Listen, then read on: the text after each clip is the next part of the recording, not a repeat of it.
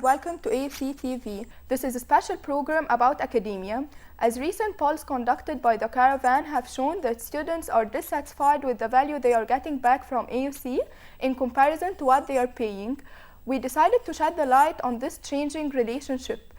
In our program today, we will focus on relationship between the students and the professors, what makes it good and what the students like about professors, what makes them engaged and interested in the class and its content, and what are the best ways professors use to relate to the students and make them willing to participate. I'm happy to have here in the studio Clotilde Malzawat, a graduating senior who will talk to us about her learning experience at AUC. I'd like to ask you some questions about your experience of the AUC professors. Do professors encourage participation and teamwork? I think it depends on the course and depends on the professor, meaning that something that I've actually realized over the past 4 years is that some professors who have had more of a Sanawiyya Amma upbringing encourage less students to participate, meaning that they come to class, they give the class material, they say it and then they leave. They don't encourage a lot of participation or questions, and other professors are the total opposite. I'm not saying that the Sanawiyya is bad, don't get me wrong. It's really no, good diploma to have, yani. But I'm saying that, because it's very well known, it's a lot of yani, knowing by heart وكده, learning by heart, yani, it's different. Is there feedback helpful? I think it's the role of the student. It's our role to ask for more feedback, and if we do not understand a specific comment, we should ask for more details.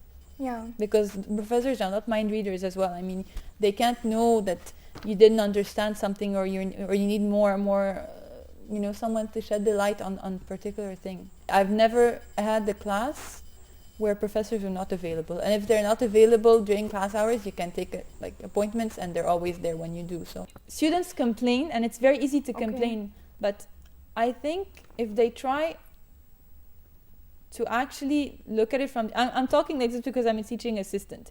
So being a teaching assistant, I see both sides of the coin, and I know that I can see how professors deal, and they, with all their efforts, try to do the best to please students, and on the other hand, how students are very easily unsatisfied. So if both group puts effort, at the end of the day, I think we should have a perfect environment. But we really need to consider each other's feelings, and we really need to consider the fact that maybe it's our fault as well as students, and it's not only the professor's fault. Yeah, it's true. Yeah. Okay, thank you very much. Thank you very much. My pleasure to be here, and I will now leave you with Zainab, who is posting the professor's segment.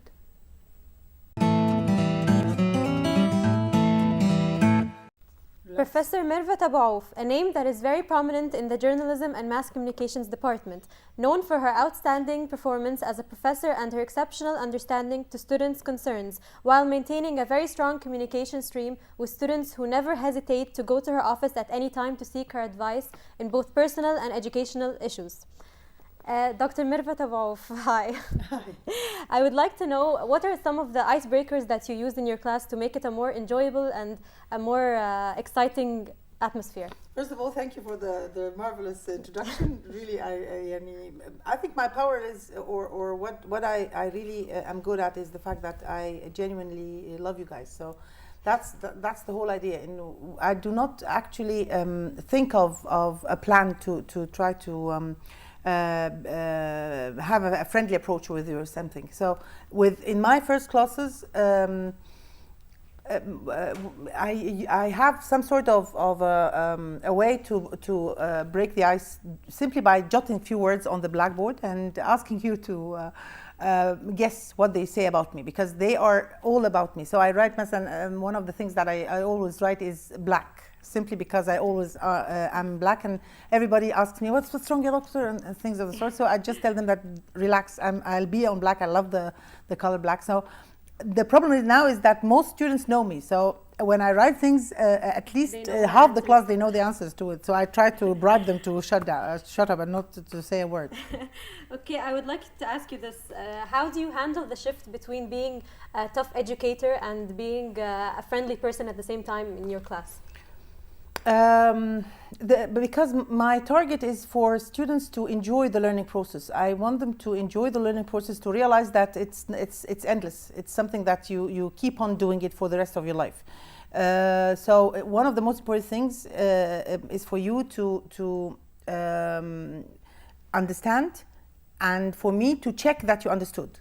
So at that point, when I feel that I'm comfortable with the fact that you got the message or they got what I've been trying to convey, it's then that I start having this kind of interaction with students, asking other questions, giving examples from their or anecdotes from their experiences, things of the sort. So that's it.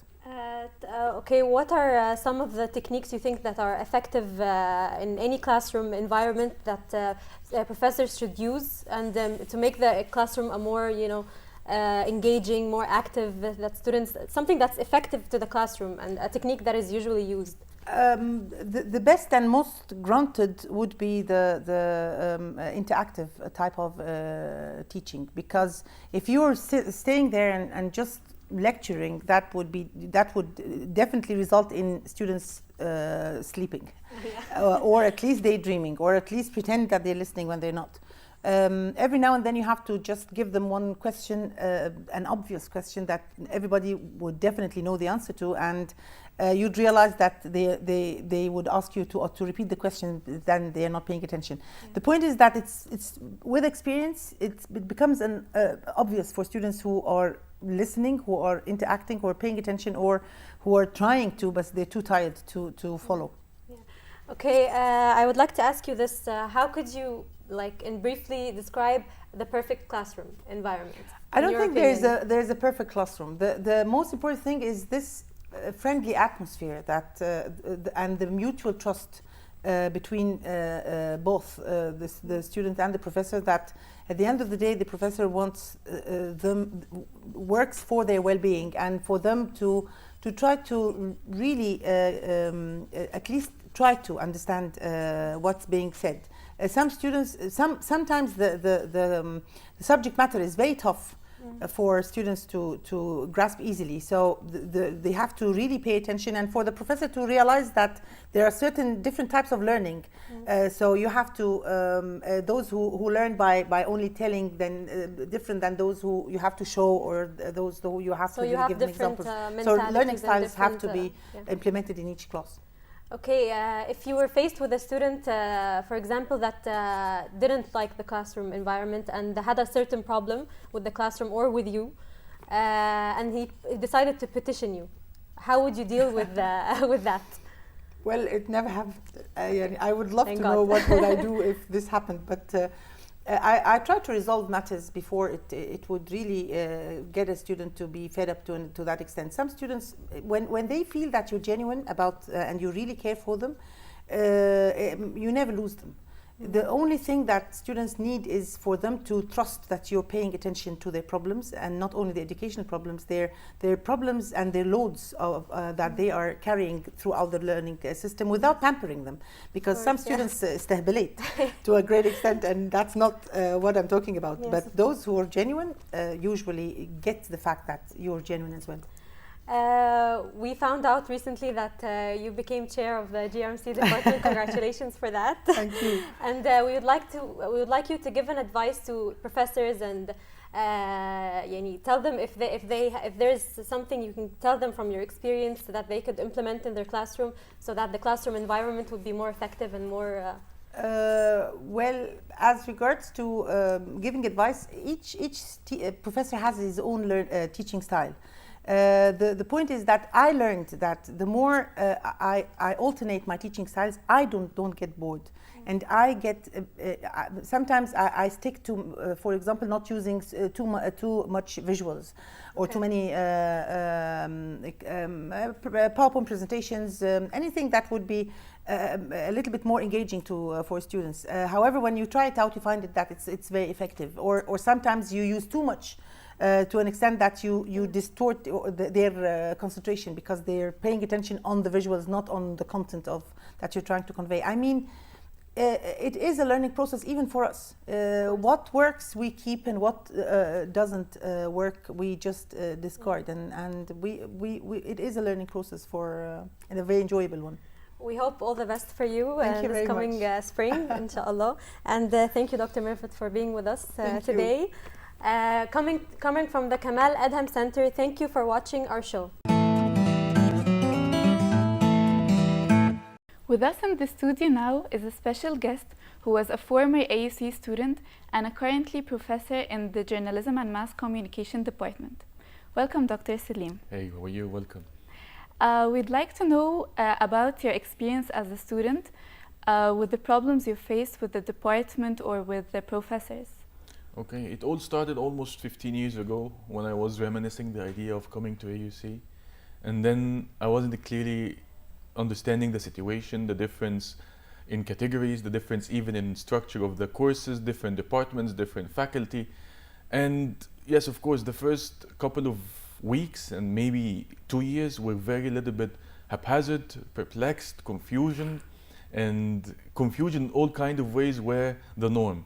But I totally remember that you can easily find the people that will help you if you find the right people. So this means that you have to rely on other people's advices, those who are graduating, or those who can easily tell you where exactly to go. One of the best things about AUC that helped me a lot is that the Office of Student Development at that time, where there was a lovely lady, she's not here anymore, God bless her soul, she's still living, but she's not working at AUC because of her own age, is Madam Aida Kamal. I went to her as a 17 years old student, knowing nothing about AUC or the structure or the courses, and she started advising me, talk to your older colleagues. So I started reaching out for older AUC students who easily mentored me, helped me, advised me, and they took me under their wings. So this was one of the very good things, is the culture of brotherhood, or the culture of fraternity among AUC students and among AUC community at large. So yes, it started in that way. And then you can easily find out your path, whether you're gonna be a mass comm student or an engineer or physics or whatever department or area that you want to specialize in. And it took me from there. I started going into the mass comm department. There was a new specialization called IMC. At that particular year, 2002, it was still new and it was still explanatory for many people to start. Maybe you can use it for your own career path. And I started it and it went very well so far. So have you ever petitioned a professor? I haven't petitioned a professor, but I've petitioned a staff member. So what was the problem? The problem is that many of the staff members at AUC, especially who come from other backgrounds, that the AUC community believe that it's only a job for them. That whenever you are serving the community, it's only a job. You have to start at 8, finish at 9, or start at 8, finish at 3, according to the life cycle or according to the work cycle that you have put to yourself or the department have put to yourself. So whenever you come to them after 5 minutes or 3 minutes or even a minute, they won't serve you or not even tell you what to do. So I didn't like that at that particular time, and I thought that it's my right to petition him to his own boss, and it worked. And because if you have a right, it will come to you. And I think right now, whenever you have a specific grievance or an idea that you want to explore, you can easily reach it via email or other methodologies that can make the communication easier with you as a member of AUC, wherever you are, student, faculty or staff, and somebody else who's supposedly serving you. So we'd like to know, why did you decide to be a professor at AUC?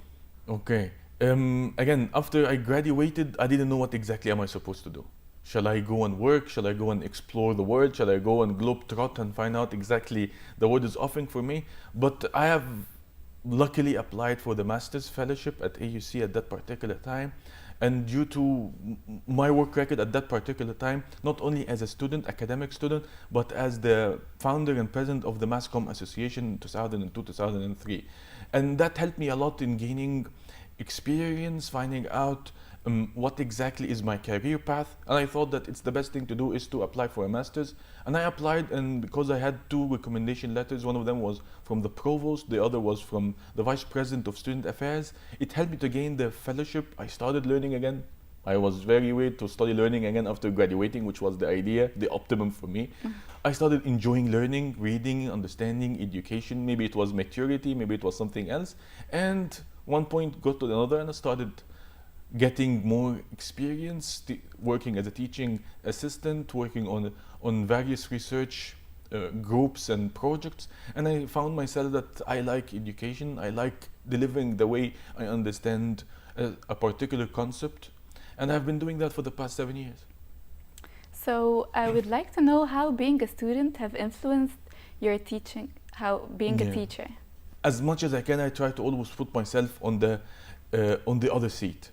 I don't like standing and talking. I like to put myself in the shoes of every single student in class and think, what exactly do they need? What didn't I like about teachers that I had in my life, not only in the undergraduate careers, but even in the graduate careers.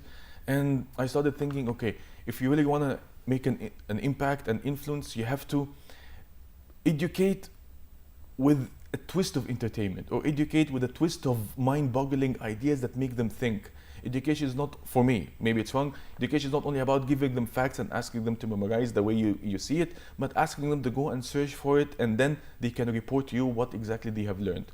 So I always put myself as a student. Till this moment, I'm still a student, and I always ask them what exactly you have learned, what exactly you can do with the education that you have gained, how exactly you can make an impact, and how, most importantly, enjoy learning, which is very important, and it's lacking, I think, till this moment in Egypt. So we'd like to know more about other techniques which you use to make the class more interesting. Okay, not only relying on the teachers standing in front of you, you have to use visuals, you have to use all kind of equipment that can make the educational process acceptable, and most importantly, as I told you, enjoyable. Secondly, there are lots of techniques that can make the students engaged in the process. It's not a one-way street, it's a two-way street, and they are more important than the person in front of them. If you can easily put that into their minds, that your input is important, never be afraid, never be shy to speak, talk, voice your opinion whenever there's a particular question for that,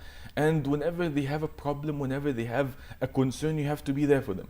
So if there is an office hour and you couldn't manage to meet all of them, you have to work a little bit harder, because whatever you do right now, they will never forget. Because for them, you are not only a teacher, you are maybe a role model, maybe you are a person that you look up to, maybe they are learning not only from the information, maybe from your character.